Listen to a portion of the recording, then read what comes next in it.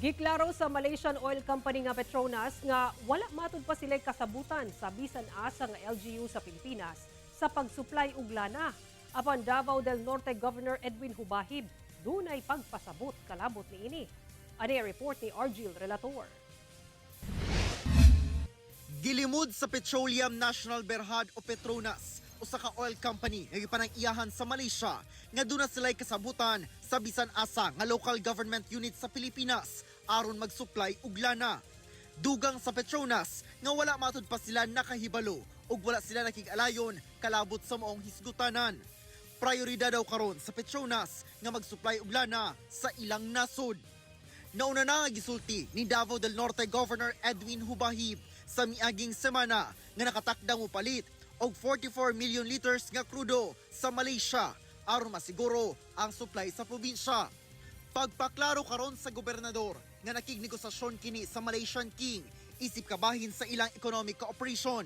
Kini agig pagpangita og solusyon isip anaa sa katungdanan karong dunay gikaatubang nga krisis sa produktong petrolyo. Mamahimo daw kining madayon o dili. Having established a good international cooperation with the Highness of Malaysia, I took the initiative of connecting with our good ally for the possibility of helping the province in sourcing out at least 44 million liters of diesel fuel to help augment the dwindling supply in the province.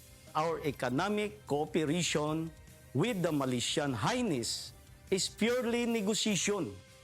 It is exploratory in nature, meaning our initiative to seek help with them may or may not prosper.